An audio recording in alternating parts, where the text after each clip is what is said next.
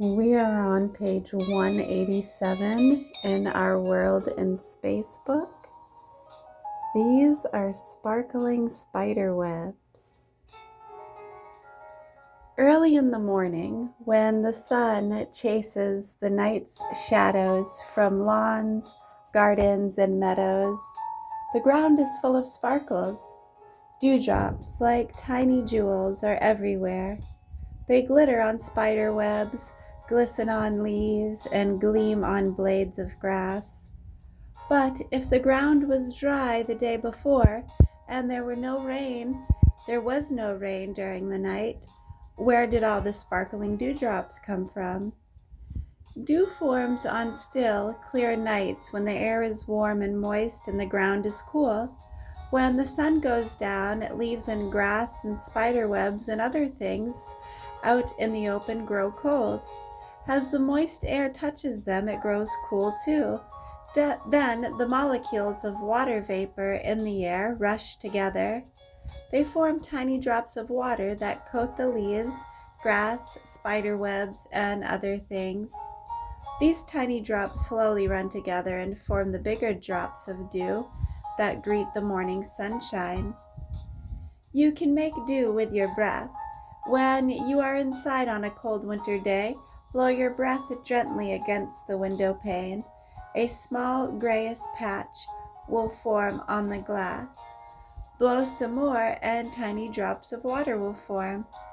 Blow again and the drops will begin to run together and make bigger drops. This is how dew forms. The story of a shower. The sun shimmers and sparkles on the surface of a quiet pond. Dragonflies dart over the water, and there is an occasional plop as a fish jumps out to gulp down a skimming insect. Under the steady sunlight, the surface of the water heats up. The molecules that make up the surface begin to move faster. As they become hotter still, they rise up into the air and spread out. They are no longer water. They are now so far apart that they form a gas, water vapor. When water changes from liquid to gas this way, it is called evaporation. Wind carries the water vapor high and higher. It is joined by water vapor from many other places: the ocean, ponds and puddles, lakes and rivers, the leaves of plants, the breath of animals. As all this water vapor rises higher, it reaches cooler air. This makes the molecules slow down and move closer together. As they grow still cooler, the molecules crowd together until they become tiny, tiny droplets of water. A cloud is formed.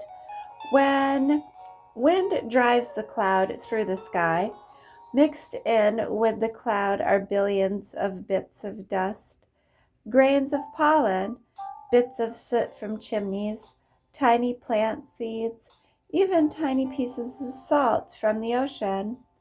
All these bits of dust and droplets of water are so small and light that the wind easily holds them up in the air.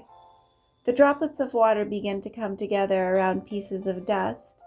Each water drop with its dust center grows bigger. After a time, the drops are too heavy to stay in the air. Earth's gravity pulls them toward it.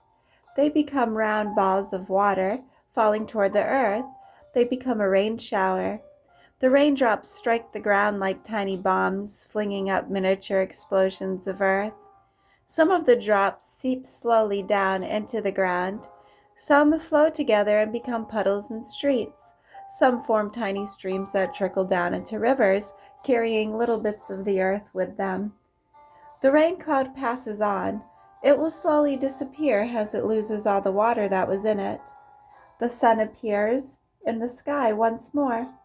Slowly, the heat of its rays begin to warm the ground again. The puddles of rain water and the raindrops that still cling to plant leaves grow warmer and warmer. As the water gets hotter, it turns to gas. More and more molecules rise up into the air. After a while, all the rainwater that was left on the ground is gone. The heat of the sun has lifted the water into the sky once more to form new clouds. It will fall again as rain somewhere else.